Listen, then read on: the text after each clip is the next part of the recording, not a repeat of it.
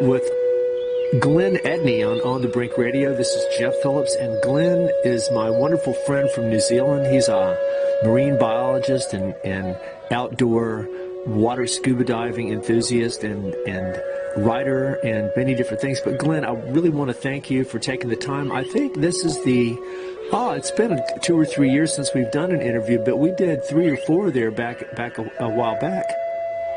Yeah, Tanakoi, Jeff. I think it might be our 4th one, and good to hear your voice again. And greetings, everybody from Aotearoa, New Zealand. What's happened in New Zealand since the middle of March? Well, I guess we've been experiencing crazy times like everybody else has, and it's clear that there are different experiences around the world. Here in Aotearoa, New Zealand, we've been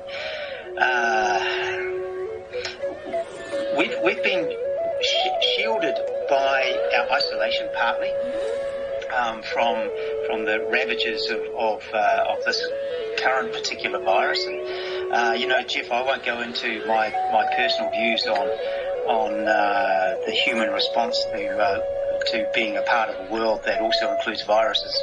But, from the experience of being here, a government that's responsive, a government that actually, in this particular instant anyway, has shown an awful lot of compassion and care for the people of this land. And so, to be honest, it's been like a bit of a holiday. It's been this holiday from hustle, bustle, speed, drive to be doing things. And so for lots and lots of folks here, it's been a chance to step back, breathe, and just reflect on life. And you know where we live, Jeff, we live up on a beautiful hill overlooking the Pacific Ocean. And so it's a nice quiet place here anyway, but over the last 6 weeks, the only sounds that we've been listening to are the sounds of our bird song, the sounds of the wind, talking to the trees, and it's just been incredible. Well, isn't that's so fantastic? Notwithstanding that things are bad for people, and my heart goes out to anybody who's been suffering, either from the virus itself or from the human response to the virus. Yes, well, what I said in the very first week or 2 of all this, before it was even clear kind of what was going on, I go like, but look, everything's being disrupted, and so this is a great opportunity. You've got time. No matter what, if you're still okay, you've got food to eat and a place to live, you've got the beautiful gift of time, which could be, it's priceless.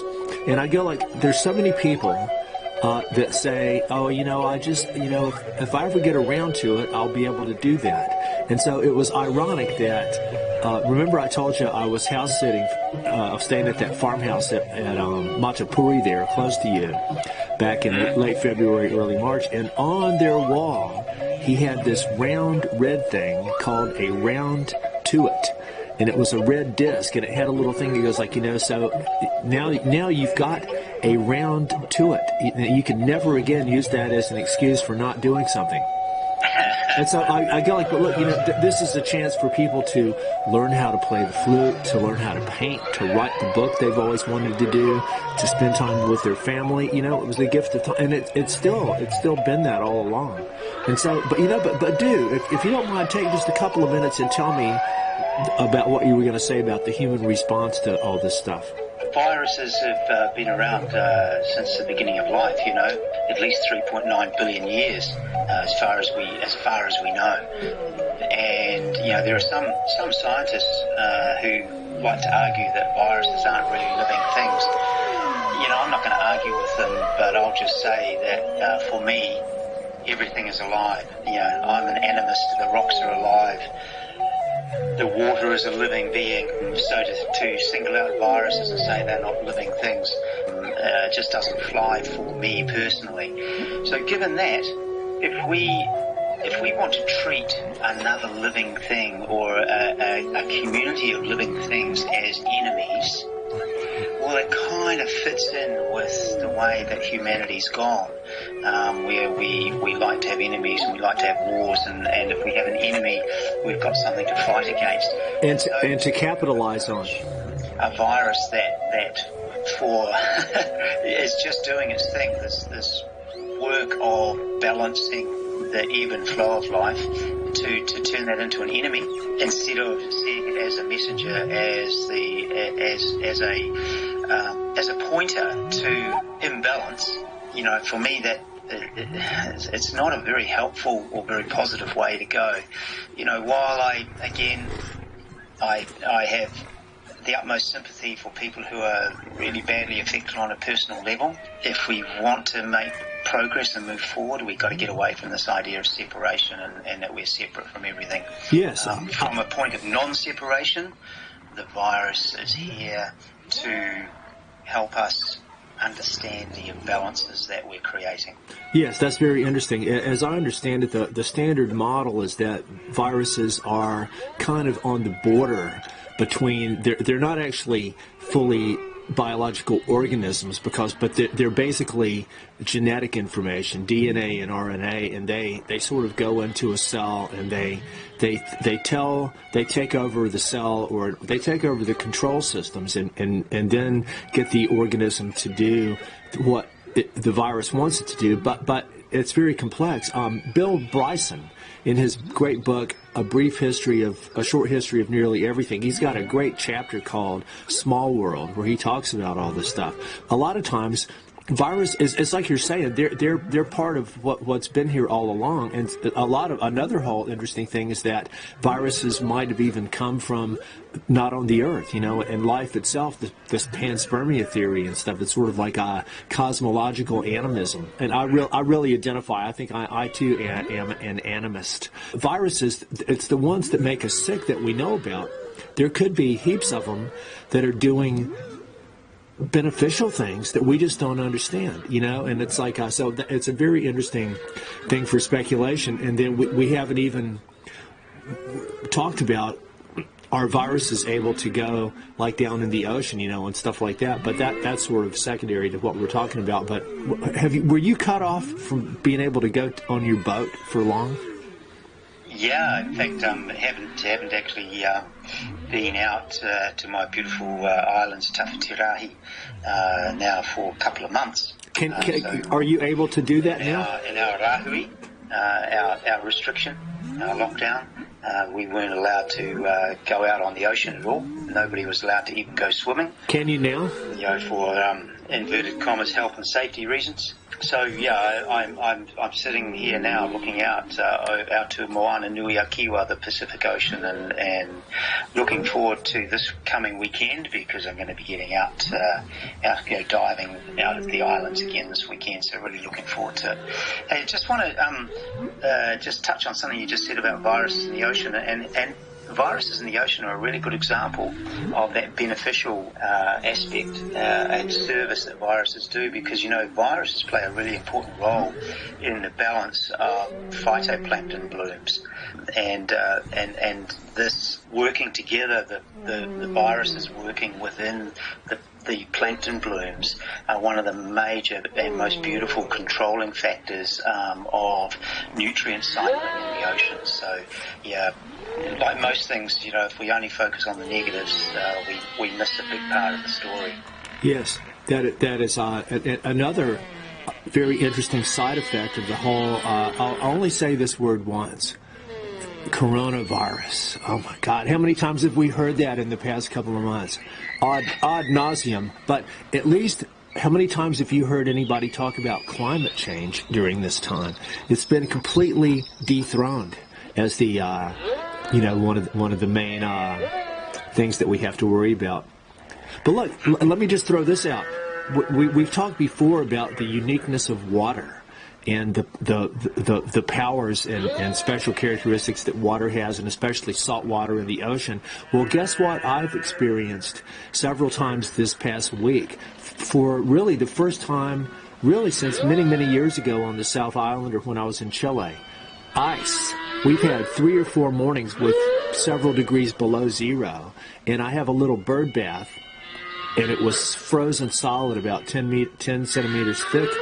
And it was just, I did so much photography. I was just captivated by the ice because I hadn't really, it's like I was seeing it for the first time. And just so, that's probably something you don't see very much of over there in Aotearoa. But it's quite... Ice is not part of my daily life. And, yeah, well, I can really get what you're saying. You know, the miraculous qualities of living water, and the living nature of water has become a really big focus for me over the last couple of years. Yes. Maybe we can talk about that a bit later. Absolutely. Well, and it's also very interesting when I go swimming in the ocean often, and I'll go again on Sunday up on the north coast of Tasmania, and I'm guessing the water temperature is about 13. Maybe between 12 and 13. It's not freezing, but it's not warm either. And when you think of all the whales and dolphins and all the fish, but all the warm-blooded mammal beings that live in the ocean, they're able to handle water temperatures that would make Wim Hof shiver. You know what I'm saying? And they live there. They don't have to get out of it, you know. And it's like that is such an amazing. I don't even want to use the word adaptation, because it's not like they didn't. It's just how they are. But anyway, but look, let's talk about our beautiful friend Wade Doak. I liken him to have been the Jacques Cousteau of New Zealand, although I learned that Jacques Cousteau had a major French Navy military background, which I don't know if Wade Doak ever had a military background, but just to set the stage, Wade and I corresponded in these little sort of, it was a one sheet of paper that you'd fold in 3 parts and then mail it. It was a New Zealand little sort of a folding letter thing, and we corresponded that way for many years based on our mutual love of the dolphins and his appreciation of John Lilly's group that I was involved with. And he had a thing called Project Interlock that involved a woman from Florida, and so we corresponded. And then when I first arrived to New Zealand in February of 2000, I went and stayed with him and Jan for a couple of nights. And I've actually got an interview I filmed with him that's on a different format of video footage that I've got to get out next time I'm back in New Zealand. But so you knew Wade for, was he someone that inspired you to become an oceanographer? Absolutely, yeah. And just if I may, Jeff, I just also want to acknowledge that last year we not only lost two giant kauri of the ocean world, so Wade and also Dr. Roger Grace, who was a contemporary of Wade's, just a few years younger. And Roger was really the first marine biologist in New Zealand to use scuba to start exploring the ocean in a scientific way. Really? He was a real pioneer as well. I've never heard of him before. Great friends with never each heard. other. Did you know Roger? A lot of diving together. Did you know Grace? Yeah, I first read one of Wade's books probably in the early 1980s, and it was a book called Beneath New Zealand Seas, and it's still here right on my bookshelf right beside me now, next to another one of Wade's books called The Cliff Dwellers, which is probably the second book of his that I read, and that's right next to another one called Sharks and Other Ancestors. And these were some of Wade's earlier books, and I was reading them when I first started working as a professional diver back in 1986. And I happened to be working in an aquarium called Kelly Tarleton's Underwater World as a diver. And Kelly Tarleton was one of the early New Zealand pioneer divers, and him and Wade were great friends. And they went on enormous adventures together, including lots and lots of wreck diving and treasure hunting.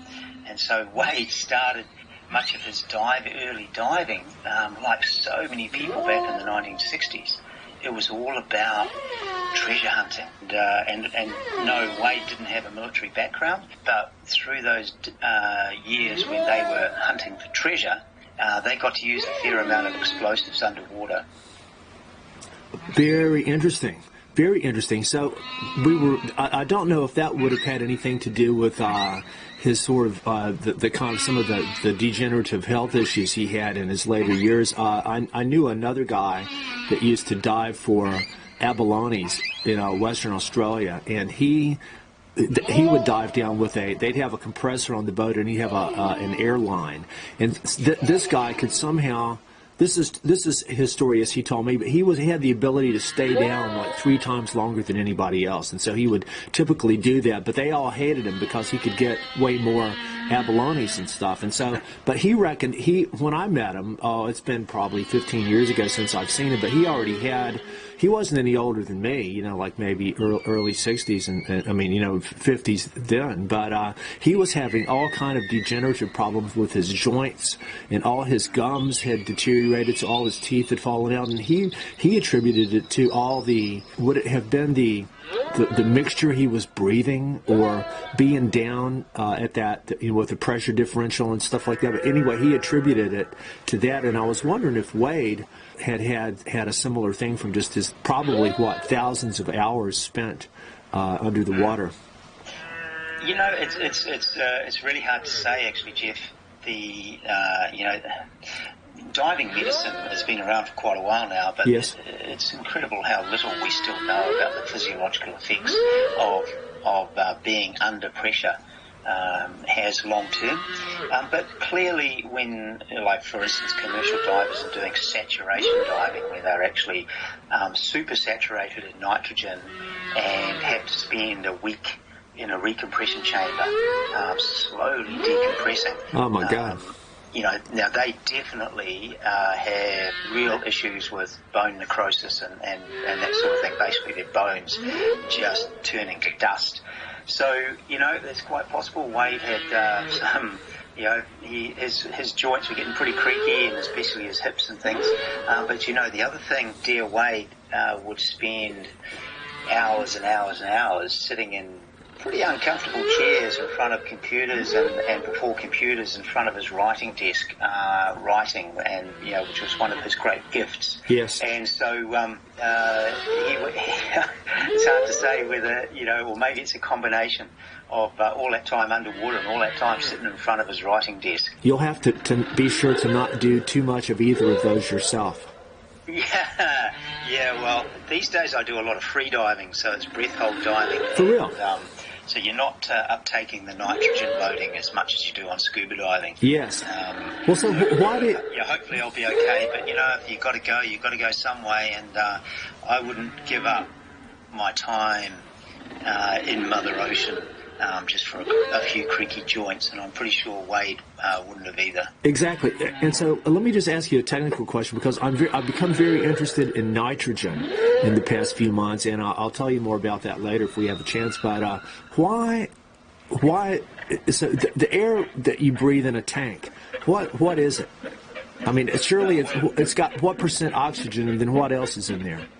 So, when you're just doing standard scuba diving, it's just air. So, air, when we say just air, what an insult. Air is the breath of life. And that breath of life currently is around 21% oxygen and around about 78.5% nitrogen, and then about 0.5% of other trace gases, including, of course, the beautiful and important carbon dioxide. So we can photosynthesize. And other trace gases as well. And, so when I was first studying physiology and chemistry as it applies to diving, one of the things that we were taught was that nitrogen is an inert gas. And in terms of respiration in a oxygen respiring organism like ourselves, nitrogen doesn't play a role in respiration. But nitrogen plays a hugely important role in every other facet of biological function for all organisms. And so it's just a big insult to talk about nitrogen as being this inert gas, this gas that doesn't really matter. It's just a space filler from the the modern medical paradigm thinking. Well, how about, it's like they say that we only use 10% of our brain and the other 90% is just redundant. It's kind of like that. Yeah, right. It's got, or the junk DNA. This is all the stuff. If we took it all away, everything would just collapse. But we can't acknowledge it. But tell me what is nitrogen narcosis? So what happens with the nitrogen? Of course, when you go diving, as soon as you leave the surface and you start descending, you're being subjected to increased pressure. And when you get to 10 meters of seawater, you're in 2 atmospheres of pressure. So you've doubled the pressure that's on you, and so you've got the surface pressure from the atmosphere, plus you've got another atmosphere's worth of pressure in that first 10 meters, and for every 10 meters you get another atmosphere of pressure. So in metrics we call that bar. So you're at 1 bar of pressure at the surface, 2 bars of pressure at 10 meters, 3 bars at 20 meters, and so on. Now that affects gases, and so with gases we talk about partial pressures. At the surface, the partial pressure of nitrogen in the gas, which is air, is 78%, just over. But when you so that's 0.78 partial pressure. When you get to 10 meters, that partial pressure becomes 1.56. And then as you go further and further down, that partial pressure starts increasing. Now what that basically means is, gases really love equilibrium. And so in our bodies, that partial pressure of gas becomes really important. In our bodies with nitrogen, because we're not metabolizing it with our respiration, and nitrogen can basically build up in our bodies, and if it builds up too much, we have a problem with potential decompression illness, which is the nitrogen gases going into solution in our blood and forming gas bubbles in our blood. Nitrogen narcosis is when the nitrogen interferes with the nerve pathways in our body, and so it interferes with information, with communication throughout our body. And so nitrogen narcosis basically is just this nervous interference, pretty much the same as alcohol does and other drugs does. It changes the way that our nervous system basically communicates with itself and with the rest of the body. And so nitrogen narcosis can be a narcotic effect, and so everybody has a different experience of that narcotic effect. For some people it's like, just being a bit stoned and everything's great. And in that situation, I've had experiences where I've been diving with people and they've actually taken their regulator out of the mouth at depth, trying to share it with fish, because they're just pretty stoned. Mr. Limpet. Yeah. Have you experienced this yourself? Just like people do with smoking a bit of grass, some people get really paranoid, and so they have a really uncomfortable feeling with nitrogen narcosis, and it gets worse the deeper you go. But the difference between nitrogen narcosis and using drugs is that the effect wears off as soon as you start coming shallower. So by the time you're back up into shallow waters, the effects of the nitrogen narcosis is gone completely. Yes, and so what's the worst that you've experienced that yourself? Doing some really deep dives, this sort of brings me back to Wade a little bit, because some of my early deep dives were actually with Wade and with Roger and other people, pioneer divers, the grandfathers and of New Zealand diving, and they used to dive deep, really deep. And I'm talking about deep for scuba diving. Deep is anything really over 100 feet or 30 odd meters, but that's the modern version of deep. For these guys, when they were diving deep, they were diving down to 200 feet or 220 feet, 60 to 70 meters below the surface. Now, the effects of nitrogen narcosis at those depths is really extreme. So that my experiences of diving around those depths between 60 and 70 metres, which I used to do in my younger days, you basically get the feeling that your whole face goes completely numb. And I was in the habit of just having my hand over my regulator just to make sure that it was still in my mouth, because I couldn't feel it in my mouth. Very interesting. Did you ever see any sea monsters under those conditions?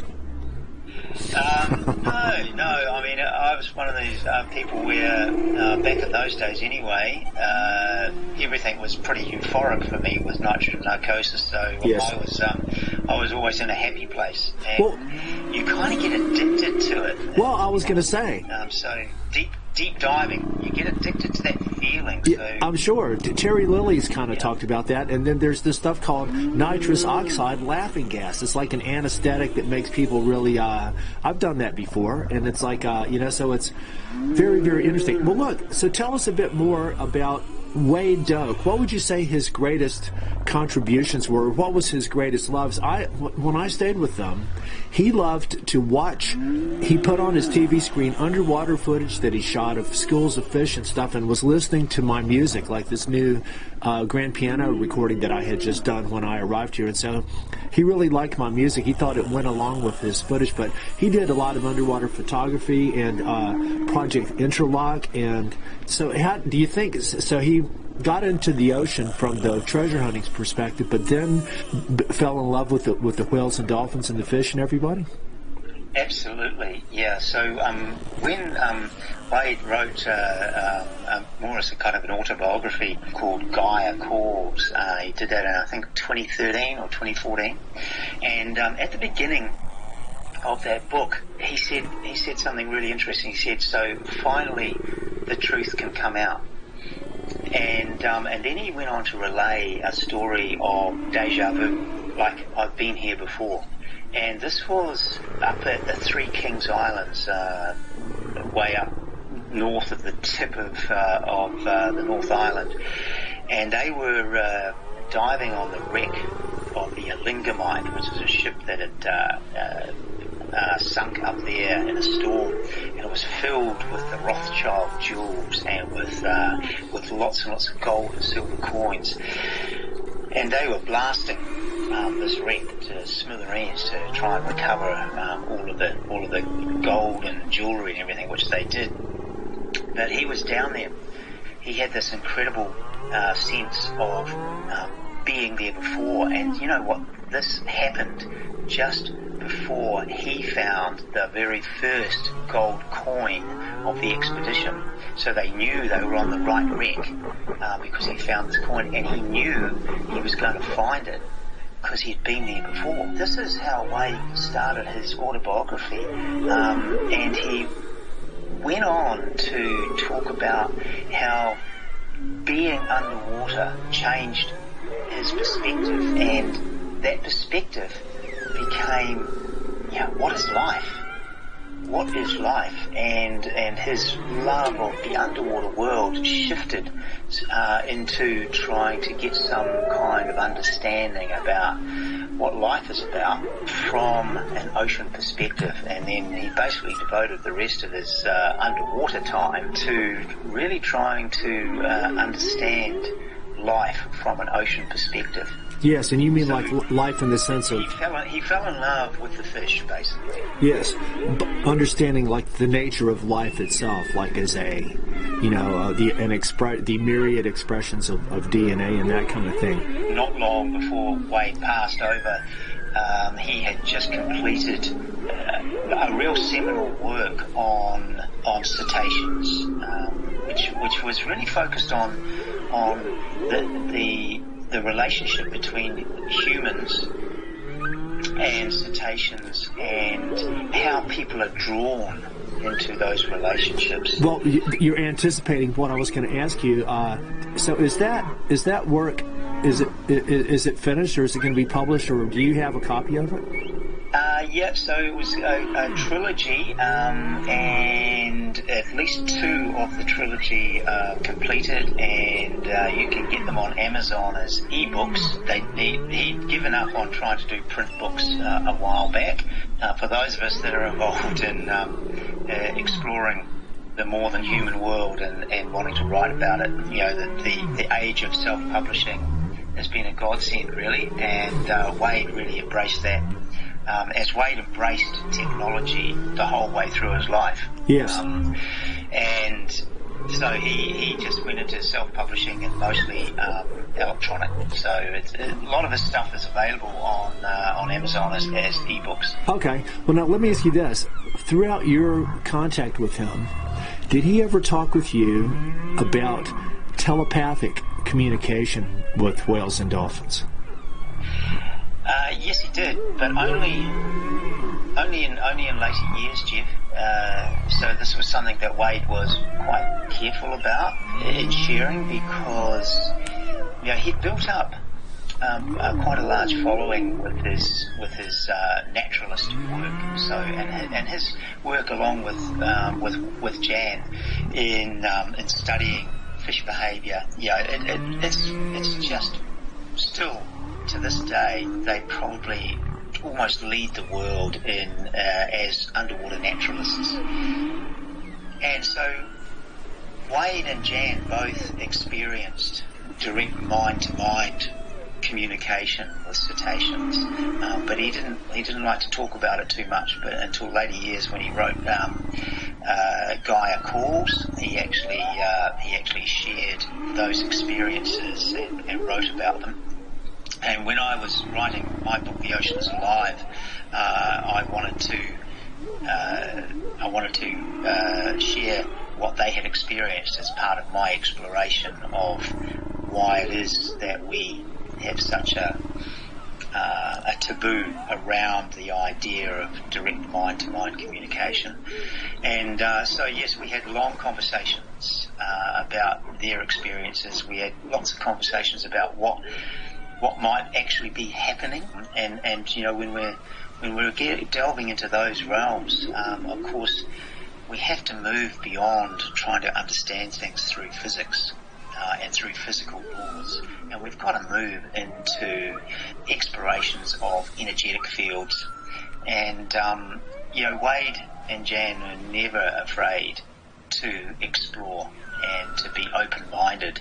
It's one of the things that drew me to them in the first place, and one of the things that continued and continues to inspire me is their open-mindedness. Yes. Well, the remember I told you about Project Interlock and that woman in Florida? Well, they talked about the telepathic communication quite a lot. So I think it was probably something that he probably had he knew it was real, but he was a bit reluctant to embrace it fully because of it seemed like kind of a fringe, kind of a hippie kind of concept or something like that. But I think it's probably, it's actually quite scary when you realize that it's that kind of thing is an innate ability that we and probably all life forms have in varying degrees, but for us it can be really scary because it's kind of like the firewall may not be as absolute as we think sometimes, but but on the other hand, we could maybe do another show sometime and talk about just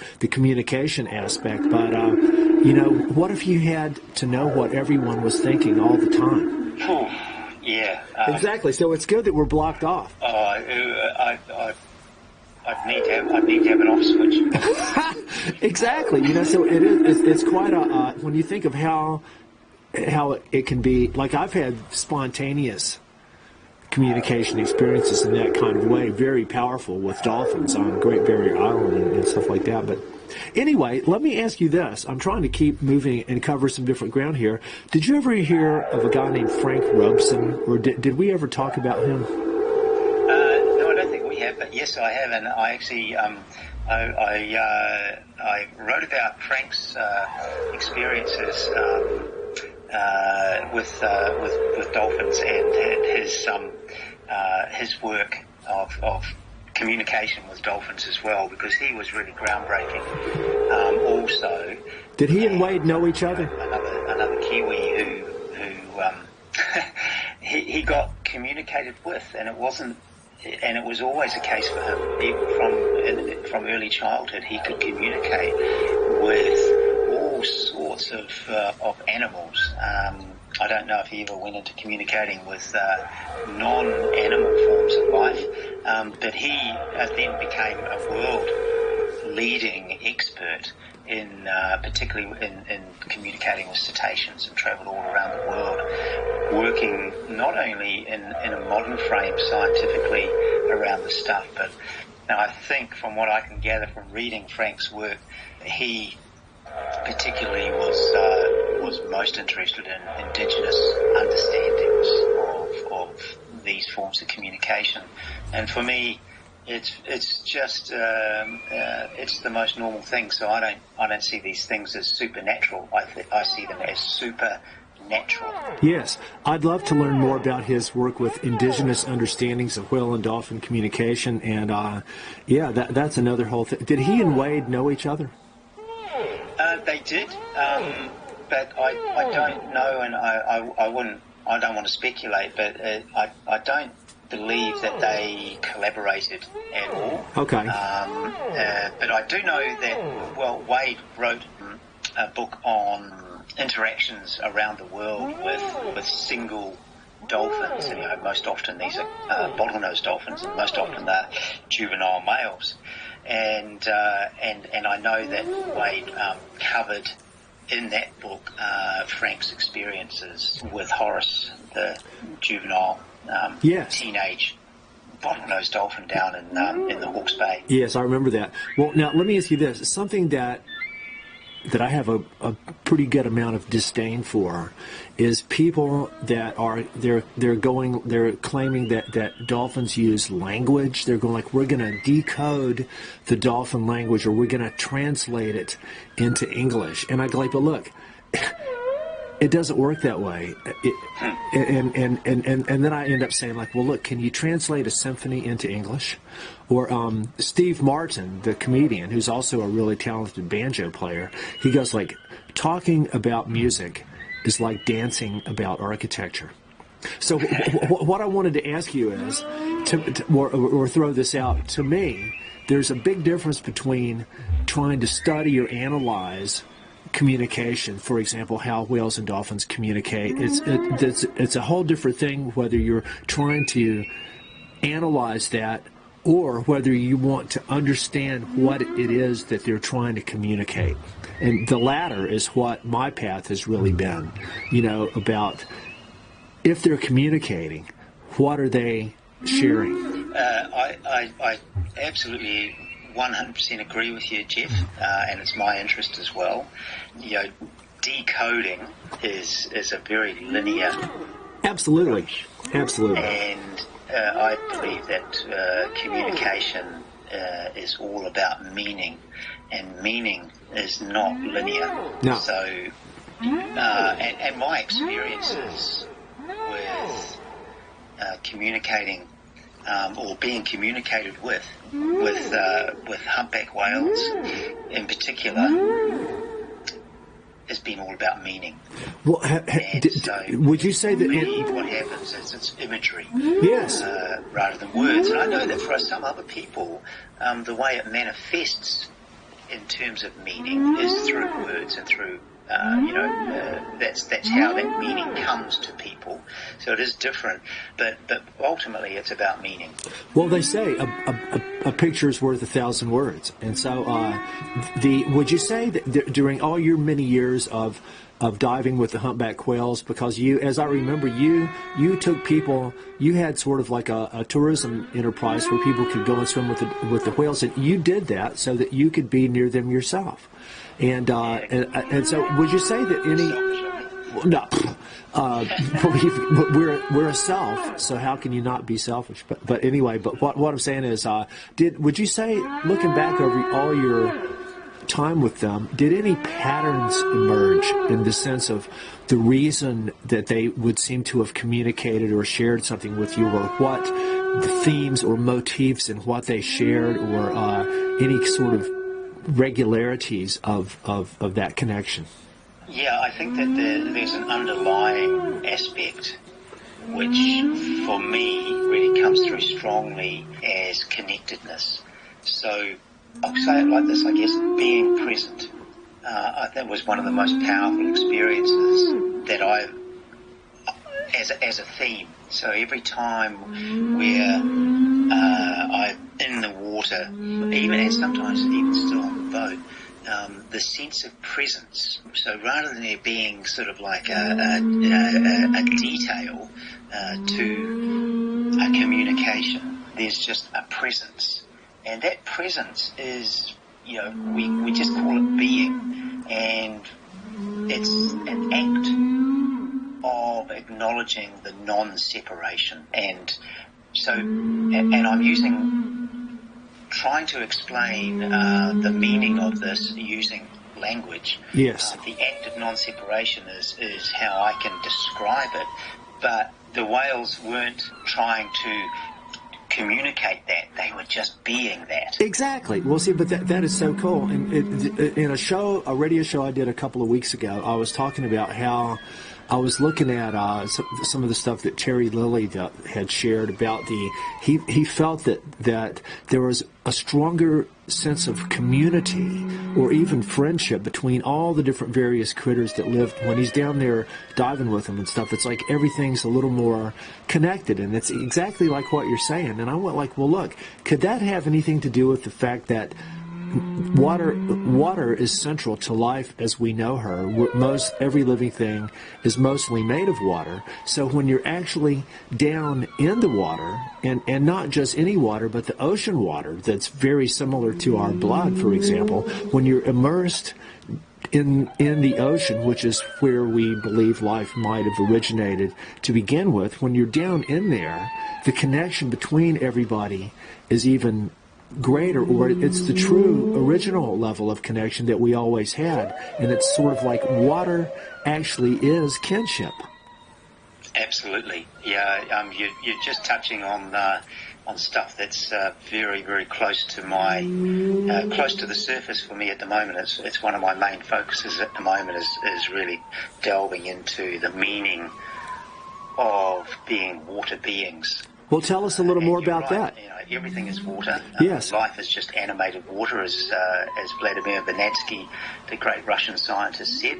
And our disconnection with our water being, for me, is the most severe symptom of our separation sickness.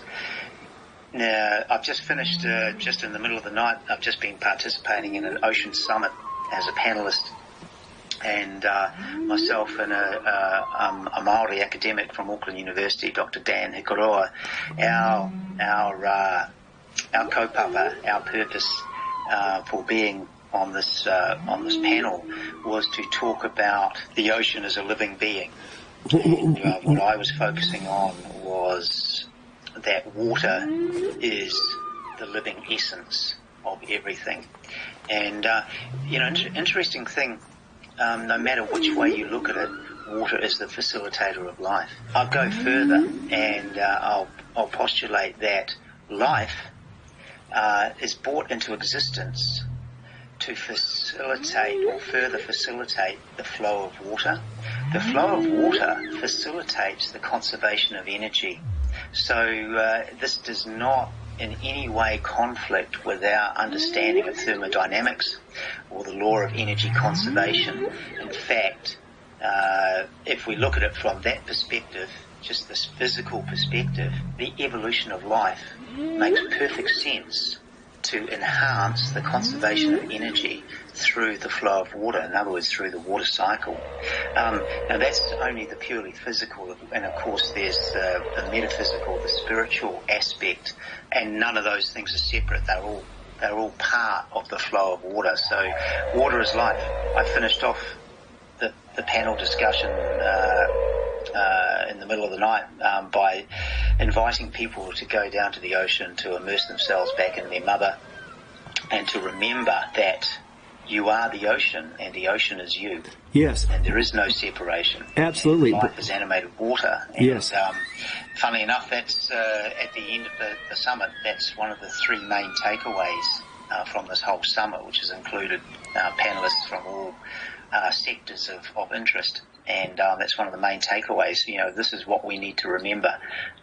We are animated water, and we are the ocean. The ocean is us. Absolutely. When is the last time you swam in the ocean? About 2 weeks ago, we were doing one of our Moana coastal surveys. Okay. With our volunteer team. Yes.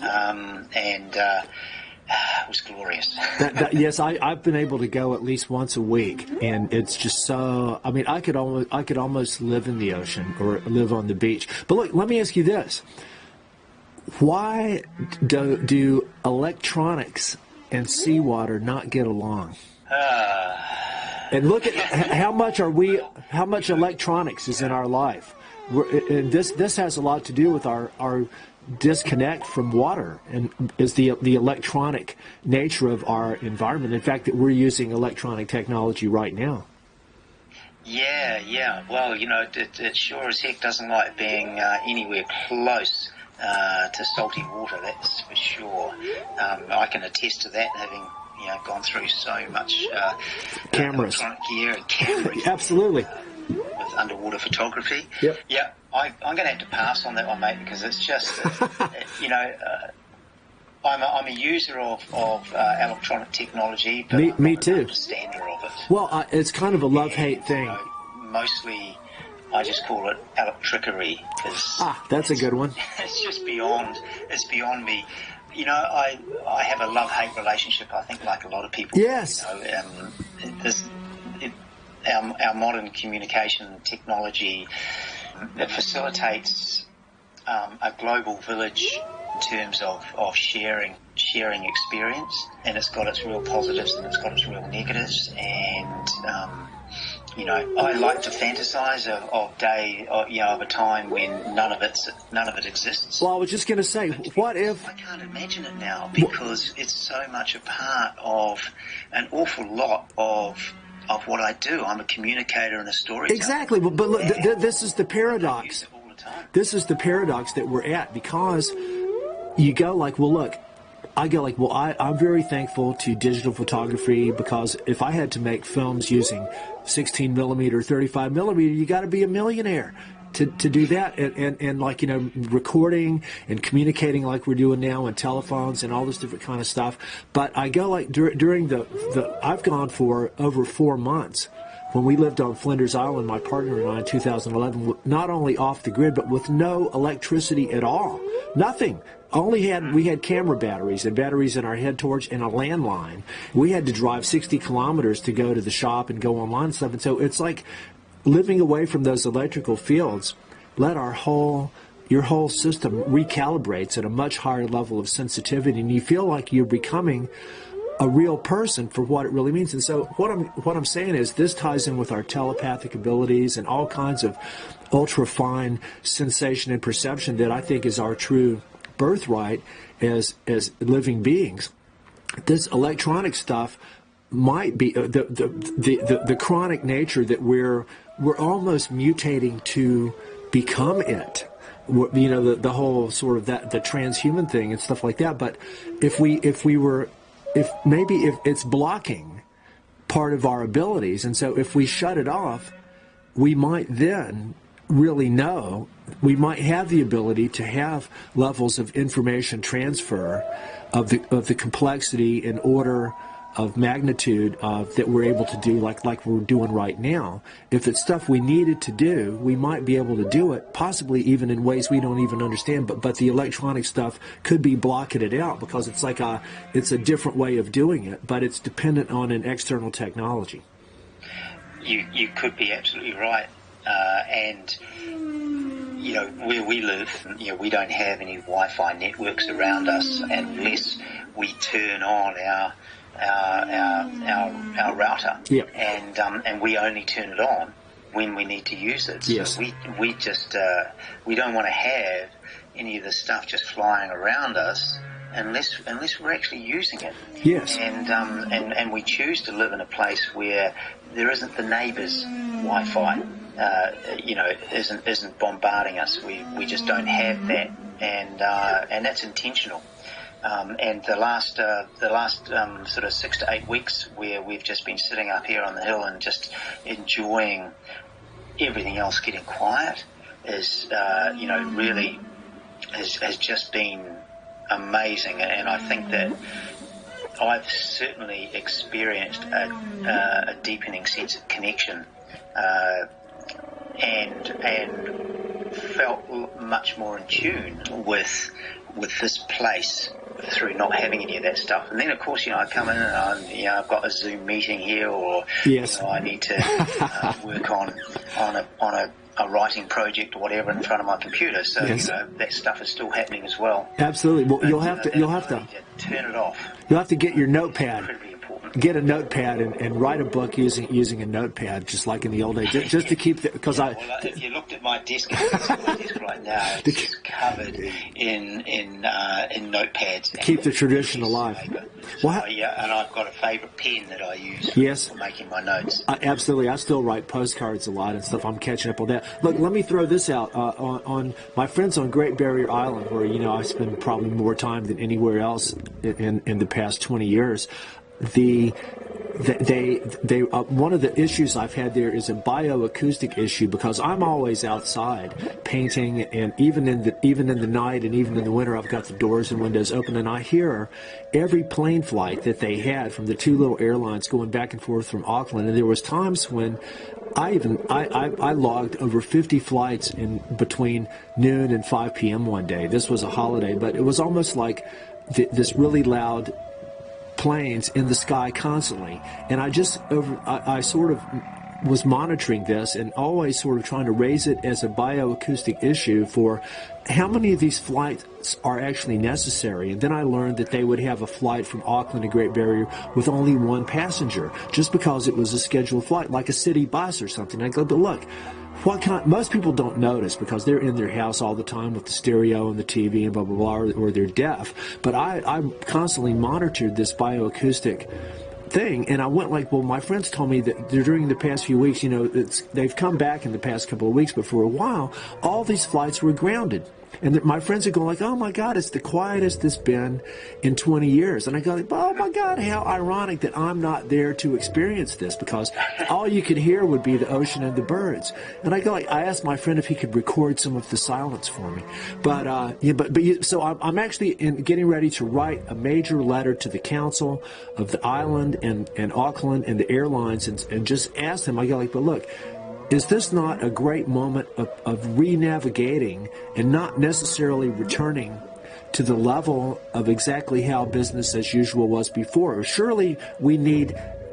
Tourism is a good thing. Flights are a good thing. It's a privilege, not something to be taken advantage of. It's a privilege and honor to be able to go to places like New Zealand and Great Barrier Island. But you don't have to, like with everything, it's not the thing that we've done. It's the level that we've taken it to. We have to do more and more and more. We could do stuff that was actually be beneficial and intelligent without just going off the deep end. And so I'm asking them to consider not reinstating so many flights. But doesn't that make sense? Jeff, you're talking absolute sense, and I just agree with you 150%. And I still pay the rent by skippering dive boats, and I'm kind of stepping away from that stuff as much as I possibly can. And part of the reason is because all those boats are powered by big diesel engines, and the noise pollution that's in the ocean, absolutely. Since the 1950s, the background noise pollution in the ocean, on average, is 8 times more. Yes. Than it was. Well, see, but look, that's like living with continuous heavy metal music. Exactly. Well, let me throw this out. There's another thing that you just can't get away from it, and I'm totally with you. We have this opportunity. My sense is that it's going to need more than this one episode for people to come back to their senses and be able to listen to the world. Yes. But I'm hopeful and certainly doing everything I can to encourage my fellow humans that I come in contact with to at least consider what they were experiencing during the rahui, and and how much they enjoyed it and how they were affected by it, and not to forget that, and to really make changes in their own personal lives, and exactly what you were talking about, encourage the infrastructure of modern life to take a step back. We had an enforced step back, and most people who were not concerned for their very life, most people are reporting that they had profound changes, and to lose all of that and just to go, hey man, let's get back to business as usual as quickly as possible, which is what lots of people are talking about. That would be a terrible missed opportunity. Yes. Well, let me ask you this: we should do.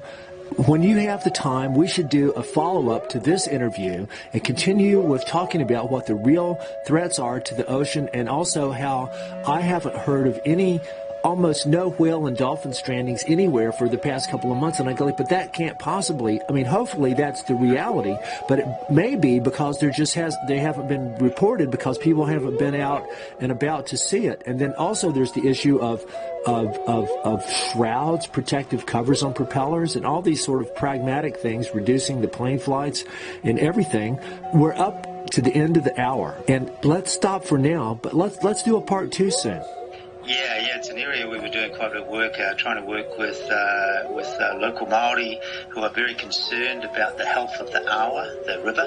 Yes. So we're hoping to do some work around, first of all, the relationship with this beautiful estuary there, and remembering that we're part of that estuary, and then seeing if we can actually improve our behaviour so that the estuary has a chance to return its mauri, its life force. Yes, that is so beautiful. This is Jeff Phillips Wefferson talking with Glenn Edney over in New Zealand. And Glenn, it's been so fantastic talking with you. Let's do a part 2 soon.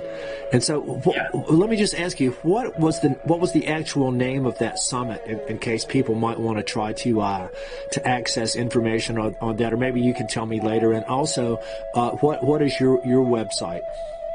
Yeah, so the Ocean Summit, so this is part of the Ocean Race, which used to be the Volvo Ocean Race, and they've got a very, very important new kaupapa, new purpose, which is to work towards healthy oceans. And so the Ocean Summit is part of that process. So if you just go to the oceanrace.com, and you'll be able to find the Ocean Summit, and it's been recorded. You can actually view the whole thing, which is actually 4 hours long. Okay. Our website is oceanspirit.org, and we've been taking the opportunity to actually do some work on the website and make it a little more user friendly. So, yeah. And one last question before I let you go. What about the America's Cup? When is that going to be? I have no idea. I'm so disinterested in the America's Cup. It's a rich man's thing, isn't it? A bunch of rich boys playing with their toys, without any great purpose. I have admiration for what the Ocean Race is trying to do, and bringing ocean lovers together all around the world. But for the America's Cup, it just seems to me to be rich boys playing with their toys. Well, I wish Sir Peter Blake was still with us, because he was one of the coolest Kiwis that I know about. Yeah, and he started his sailing career was the Ocean Race, which was back then called the Whitbread Round the World Race. And he was the first person to win all of the legs of the race, in one go. Yes. He was a great explorer, a great sailor, a great ocean advocate, and just like our dear friend Wade. So I'll just finish on passing on my love to Wade and to his beautiful wife Jan, partner of life Jan, and their body of work is still such an inspiration to so many people. Absolutely. I was so honored to be able to meet Jan and Wade and stay with them that time. And I'd like to learn more about Roger Grace. And also, Sir Peter Blake actually died in the line of duty.